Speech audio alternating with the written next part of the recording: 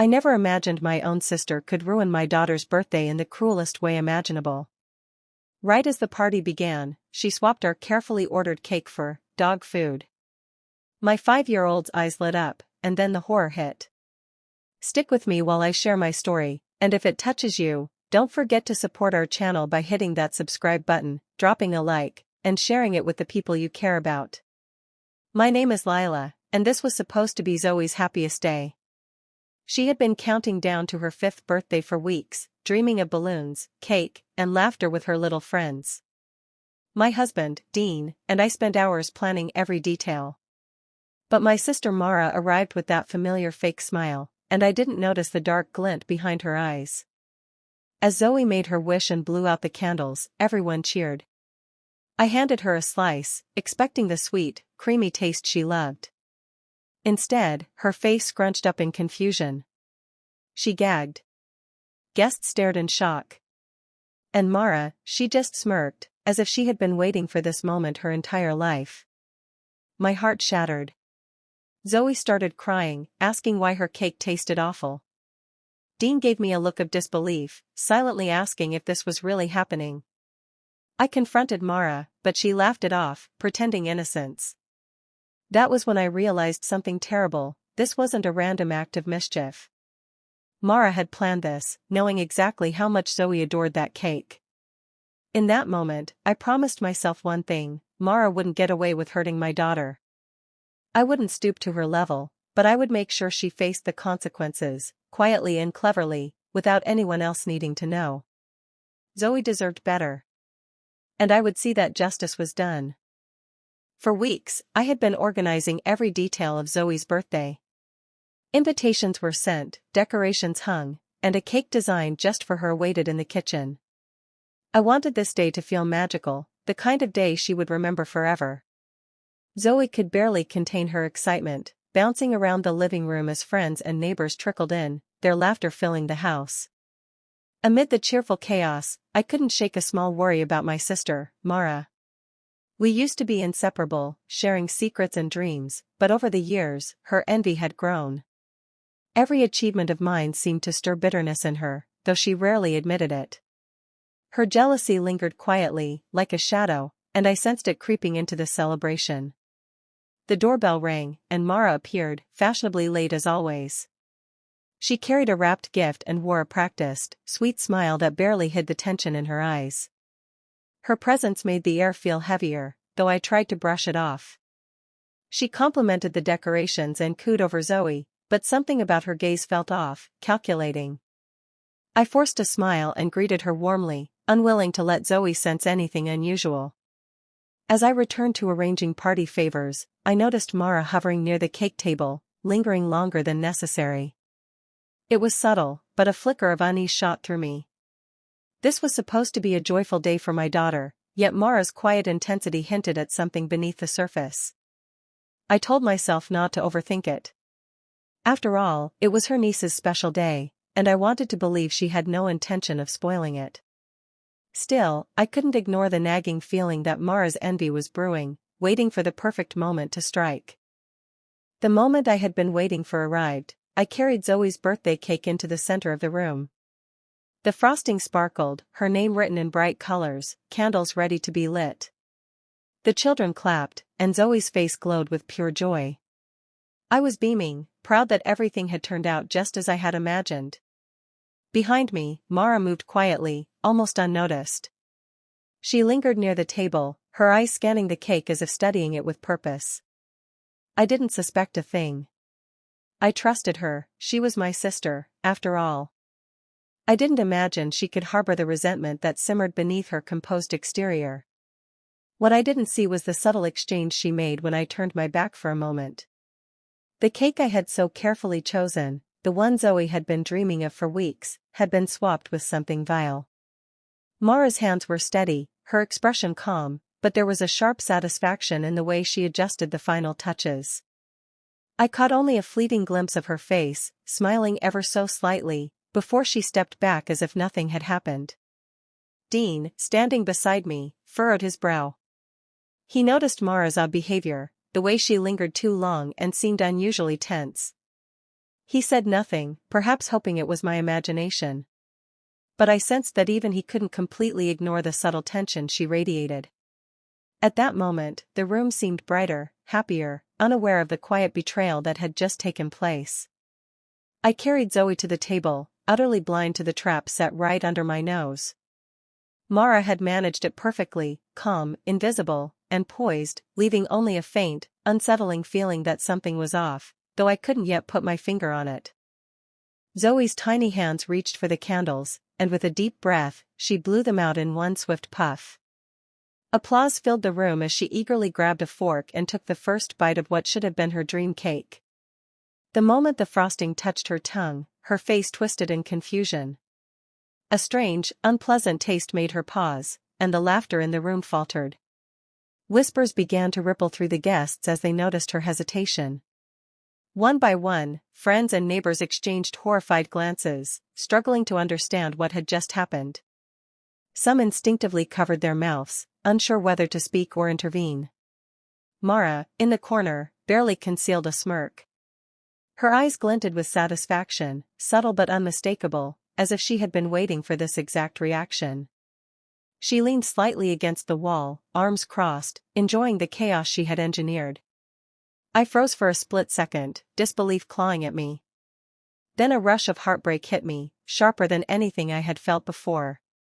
My hands trembled, my chest tightened, and anger surged beneath the surface.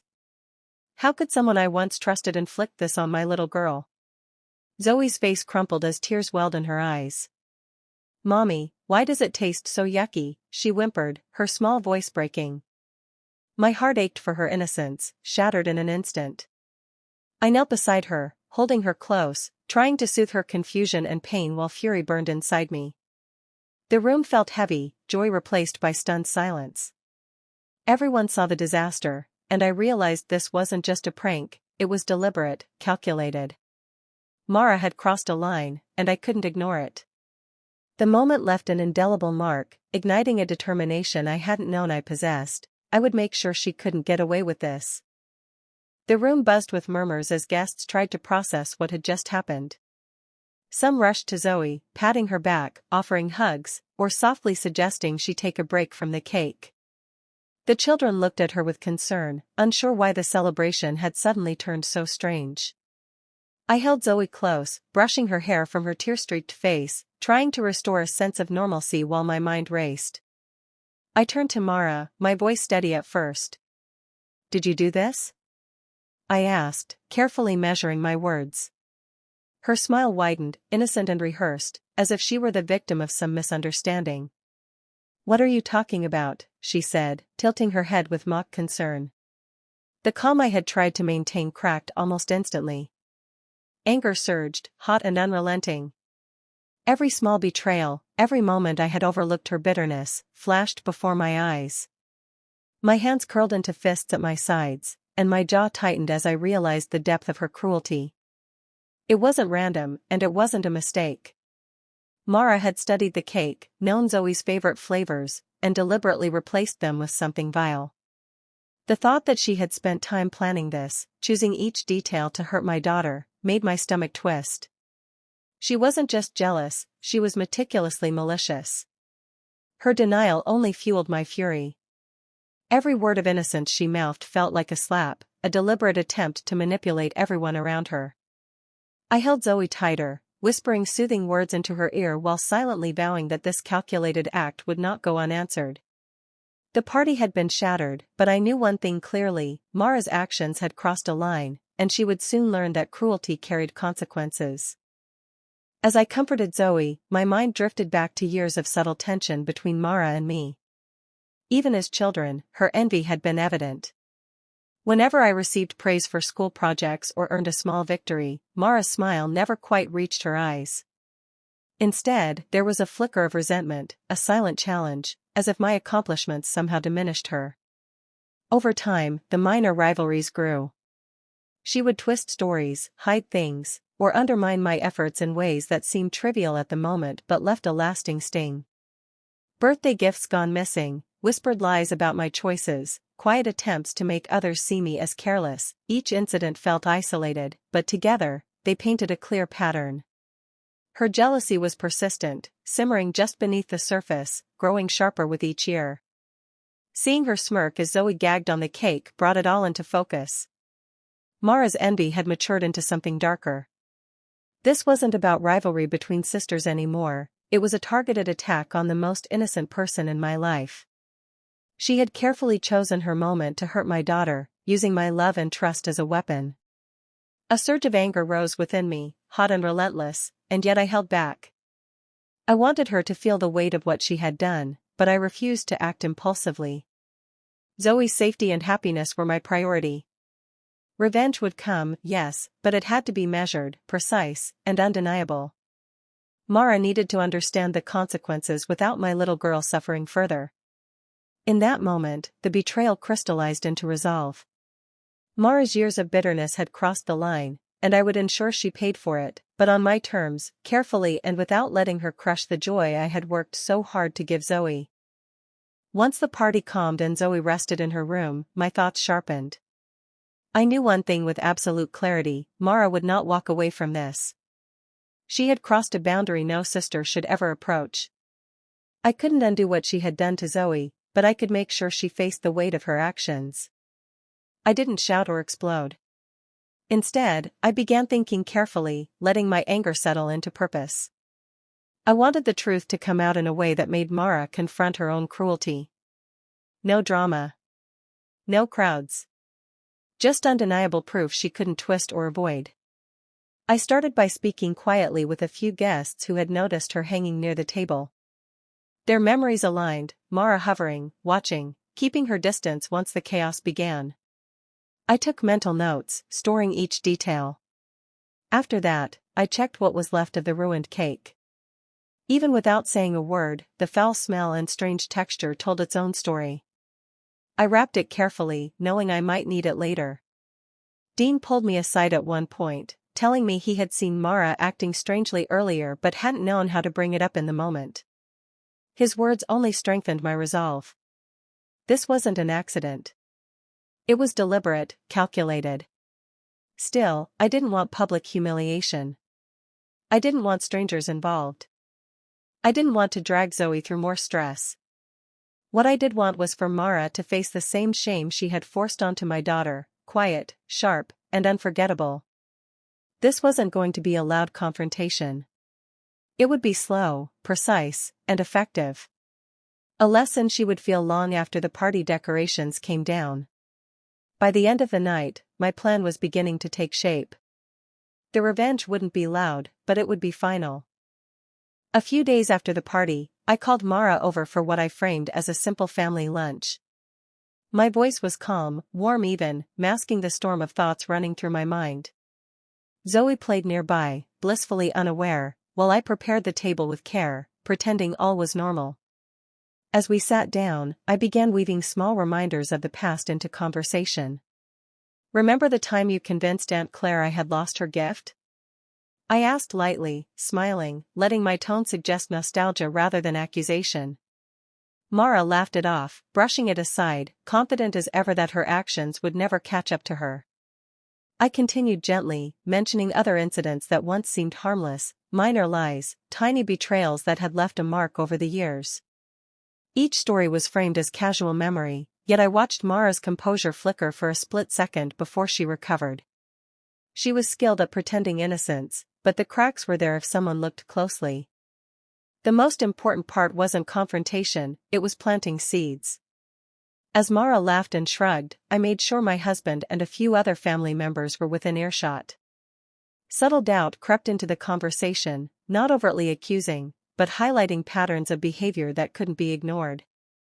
I wanted them to see Mara in a new light, to realize she wasn't always the sweet, charming sister she appeared to be. Mara remained outwardly unshaken, but inside, I sensed her discomfort. She didn't know how carefully I was maneuvering, how quietly I was setting the stage. By the time lunch ended, I had done more than simply speak, I had sown awareness, laying the groundwork for the consequences she would eventually face. That day, I realized revenge didn't always need anger. Sometimes, it required patience, precision, and letting others notice the truth on their own. A week later, I invited the family over for a quiet gathering to celebrate Zoe's real birthday. I kept it cheerful, with decorations and snacks, but this time I had a plan. The original cake mix was hidden nearby, untouched, a silent witness to Mara's mischief. As everyone arrived, laughter and chatter filled the house. Guests had no idea that beneath the cheerful surface, a reckoning was about to unfold. I kept the mood light, letting the children play, while my eyes occasionally flicked toward Mara. She had no clue what I had prepared. Once everyone had settled, I began showing some old photos, snapshots of Zoe's past birthdays, moments of family joy, and a few images from the recent party. I spoke casually, letting the memories flow, until my tone shifted slightly. "It's funny," I said, holding up a picture of Zoe next to the cake, "how last week's cake suddenly tasted different. Almost like something was swapped." Mara's expression tightened for a fraction of a second before she tried to mask it. I didn't rush, letting the statement linger in the air, glancing around the room as if speaking more to the family than to her. Guests exchanged curious glances, leaning in without realizing they were witnessing a subtle trap being set. I encouraged conversation, asking gently, "Does anyone remember noticing anything unusual that day?" Mara fidgeted, offering vague reassurances and forced smiles, her confidence waning under the quiet scrutiny of everyone around her. Each word I spoke, each photo I showed, nudged the truth closer to the surface. By the end of the afternoon, the atmosphere had shifted. The cheerful gathering had quietly transformed into a moment where Mara could no longer hide behind her charm. The family, unknowingly, had begun piecing together the truth, and I knew the moment of exposure was near. As the afternoon unfolded, I could see the subtle shifts in the room. Guests began connecting dots, murmuring quietly to one another, recalling small oddities from Zoe's first birthday celebration. Mara noticed it too, her confidence faltering, her posture stiffening. She leaned back, arms crossed, trying to appear casual, but the tension around her was unmistakable. I took a deep breath, letting calmness guide me. "Mara," I said, voice steady, "I've been thinking about what happened with Zoe's cake." I paused, watching her carefully. She tried to smile, but it didn't reach her eyes. I continued, detailing the sequence, her hovering near the table, the moment the cake was swapped, and how the leftover pieces confirmed it. I spoke clearly, without raising my voice, letting facts speak for themselves. The room grew still, every ear tuned to my words. I could see the subtle tremor in Mara's hands, the brief flash of panic in her eyes. Step by step, her carefully maintained image of innocence began to crumble. Gasps escaped some of the family members as they realized the full extent of her actions, the deliberate cruelty that had been hidden behind her charm. Zoe, sensing the shift, ran into my arms, burying her face against my chest. Relief flooded her small body, and her laughter returned, timid but genuine. In that moment, I felt a surge of triumph, not from humiliating Mara, but from protecting my daughter and restoring her happiness. Mara's facade finally broke. The polite mask dissolved, leaving behind only guilt and disbelief. The family looked on, stunned by the depth of her betrayal. And in that quiet room, filled with both shock and relief, I knew we had reached the turning point. Zoe's smile, her warm embrace, was the first sign that justice had quietly begun. The next days were quiet, but the tension was palpable. Mara's attempts to engage with the family met with polite distance, barely masked discomfort, and strained smiles. Invitations stopped, casual conversations dwindled, and the warmth she once enjoyed evaporated. It was clear, her actions had led to isolation she hadn't anticipated. I remained composed throughout, refusing to let anger control me. I didn't lash out or make dramatic accusations. Instead, I set boundaries with quiet firmness. Visits were curtailed, phone calls left unanswered, and I avoided unnecessary contact.